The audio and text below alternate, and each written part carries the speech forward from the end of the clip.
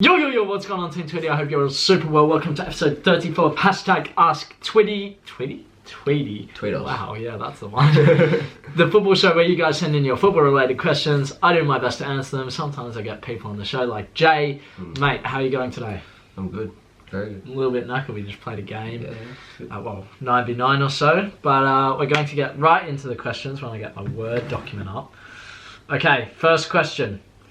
I explained this in a video, I think it was last Ask Tweedie, and I talked about a story of how I went to receive the ball straight as a midfielder. Now, you played as a defensive mid yourself, and I'm going to ask this one to you, and then I'll expand on it, or just chat. Someone asked, Dani Alves asked, yeah, I know, okay. we got some big questions coming in, big people want to know.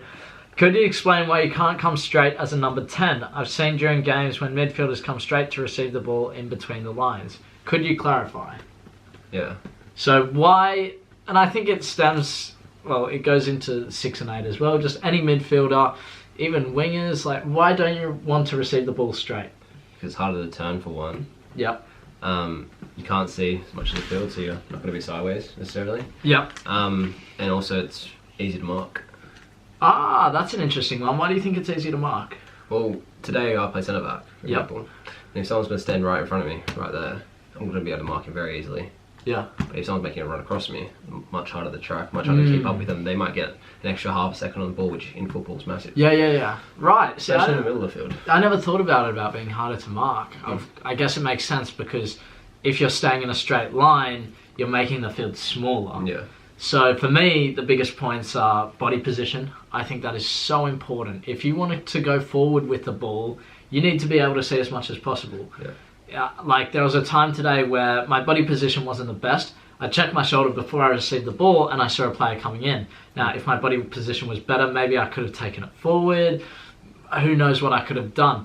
But I was in a straight line across the field, and that's why my body position was poor. If I gave myself a bit more of an angle, then I could have received it in a better position. So I think it's a lot to do with body position and what, like you said, what was the first point? Ability to turn. Yeah, exactly. How can you, it's like a lot of coaches say check your shoulder and they're so big on it, like check your shoulder before you receive the ball. But I think in football, you shouldn't even really have to check your shoulder. Like, of course you should. But I think you shouldn't have to. You should be able to see pretty much everything. And like not enough coaches hammer that enough. They say check your shoulder, but not body position. Do you agree? To a certain extent, I think checking shoulders are massive. Part of my game. I completely agree. Like I remember the first time I was ever taught to check my shoulder. I would have been like not even that long ago, probably 16. When I was first taught that was the thing you should do. Wow. And it completely changed the way I play football because you can see what's happening in and around you, and it sort of limits your options when you're especially going to be facing backwards, because if you're running straight, it's very easy. It's very difficult for you to turn. And you want to be moving the ball from defense to attack as quickly as possible, unless you're trying to manage a game. But if you're in an attacking sense and you want to score goals, then you want to be moving it as quick as possible. And so I've had times even in the midfield where I've had very good body position, but you still need to check your shoulder because the winger could be behind you. And you'd be like, alright, where is he? Okay, he's not there, no one's there, okay, I can go forward. Or for me, if the ball's up in the air or coming towards me up in the air, and I can just check to my shoulder to see where my right midfielder is. So I can give a ball straight away or see where the striker's making a run. That's where I really use it. 100%. So checking your shoulder is massive.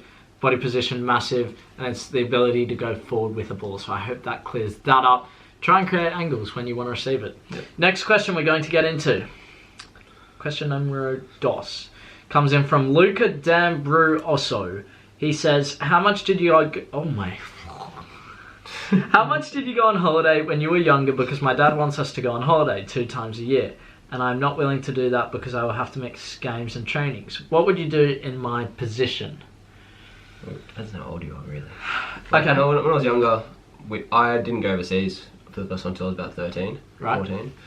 But before that, my holidays were when I was quite small, so I didn't really have a problem with that. When I was 13, 14, I went on holiday for 2 or 3 weeks to Thailand. Did you miss any games? I don't think so. So see, for me, playing around it. my holidays, like Dad was so critical about it. We didn't go on many holidays, but if we did, it was always in the off season. Yeah. It would always be when I wasn't playing games, because in football, that's where you develop the most. You learn from playing games, you gain experience and become a better player. Now, if you're going on holidays in that time, you're putting yourself steps behind. So, look, I think family is massive. Yep. You can't really say, like, at the end of the day, if your family goes on holiday, you can't say, no, I'm not going because I got to play, because then how are you going to get to training? How are you going to get to the games? Yeah, what I was going to say was, if that's sort of the case and you're in the middle of the season, and you go on the first holiday, that's not in the middle of the season, but the second holiday, you don't really need to go to because you're in the middle of the season. Yeah. You're going to be playing games, so you could say, oh, can I stay at my grandparents' house or something like that, just so or at a friend's house for a few days, or if you're old enough to try and stay there by yourself and focus on football. Because, like, especially at a young age, I know in England for sure, not so much Australia, but there are so many scouts at that age that if you miss a game, that could have been the game where a scout was looking for a player in your position. Yeah. It's crucial. In Australia, at a young age, when you're 8, it's like you miss a game, it doesn't matter at all, really. Yeah, but you shouldn't dwell on that. Like, if you go on holiday, go and enjoy it, but also 100%. There's no harm in going to the gym or going to the park for a few kicks with your dad or anyone that's there. See, when I'm not sure about you, but when I go on a holiday, like with my ex-girlfriend from Australia, or when I went with dad or something, it was just, if I was in off-season, I was resting, it's like, alright, this time is just chill. Yeah. And I think everyone needs a bit of that. You look at the top players, they go to Dubai, I've seen recently, and they're not, I'm guessing they're not kicking a football about and doing their own individual training. Some do, but some just take the time off. We all need it.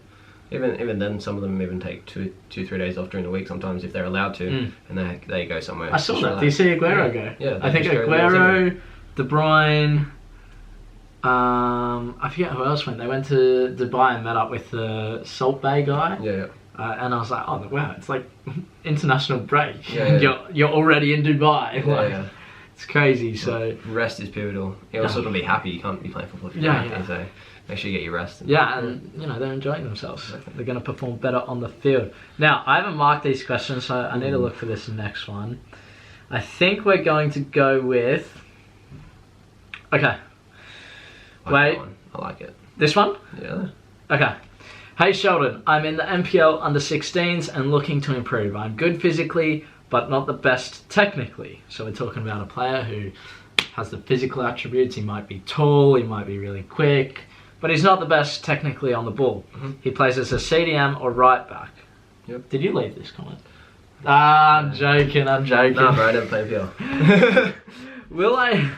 Okay, so he plays as a CDM or right back. Will I need more technical skills to make a youth league team or an under-18s A-league team in the next few years? So this is youth league teams is the professional league in Australia, but for the youth level under-23s, and then under-18s is basically the same thing, but for under-18s. Youth league's like the Premier League 2 here. Yeah, basically. So, what do you think? I think just need to work a lot of individual training. Yep. On your technique. Why do you say individual training? Because in team training, how old did you say? 16? Yep, 16. Well, individual training at 16 is going to be more, especially we know what it's like in Australia, it's going to be more tactical sort of stuff. Yeah. Rather than working on your drills and stuff, because it's sort of expected at that level. True. And then, individual training, you just be able to get fitter as well, so it means you're going to have more time on the ball if you're not the most technical player. And also, individual training, you'll be getting better with your feet, first touch, stuff like that. As a right back and centre defensive mid, you've played both those positions. Yeah. What sort of technical skills would you say you need as a player like that?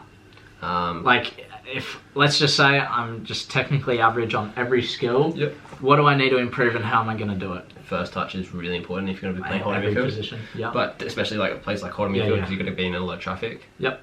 Passing's massive in both those positions. Okay. Holding midfield, you're going to get the ball, you're going to try and... Long ball, forward, forward passes, Similar in right back, so you're going to try and put the strikers through and behind, or the right midfield or left midfielders. Also crosses. Crosses, yeah. What about... Okay, so that's all technical. I think some people get mixed up and say technical is very broad. Oh, yeah. And they think technical is just like, I don't know, your ability to control the ball in small spaces and do little things, like cute little skills. Yeah. Would you work on that so much if you're just a technically average player. I think if you're someone that something like that comes natural to you, like you do Maradona's on the pitch, stuff like that, that's something you should work on then. But if you're not naturally gifted in that sort of way, don't like force it. You're never going to see me do step overs and all that sort of stuff. You might see me do it one or You might see me do it 1 or 2 times on the pitch, but other than that, I'm not going to do anything because it's not my strengths. So why do Jay it? plays to his strengths, which is, well, what do you think your strengths are?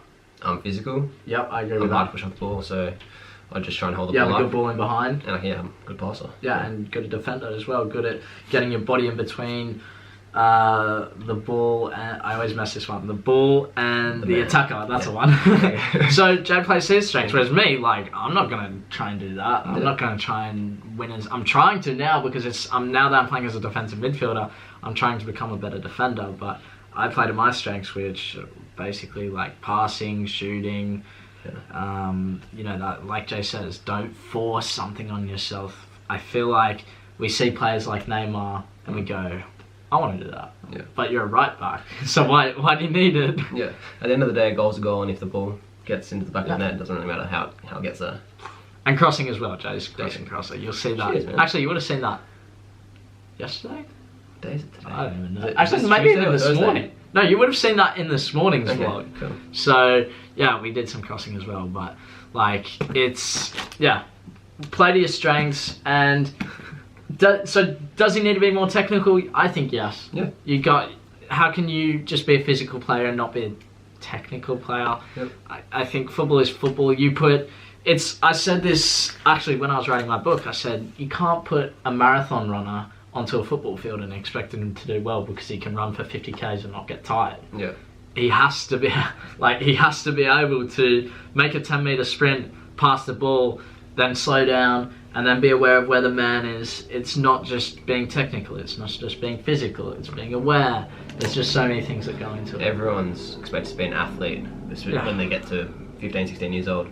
So you have to make yourself a bit different, and that's how you do it. That's what my mentor said to me. He's like, there's so many players these days, you got to have that something bit different. Yeah. Like, so he got me controlling the ball with the outside of my foot, like little skills that just you don't see, just so that you're that different player. Bit of flair. Yeah, and because that suited my position. Obviously, you're not going to be doing flair because you're a fullback. Exactly. You don't need flair, so maybe it's better crosses or I don't know. Better tackling. Yeah, I don't know as a right back. I don't like defending.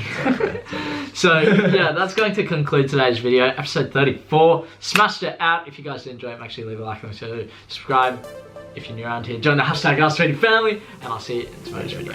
Bye.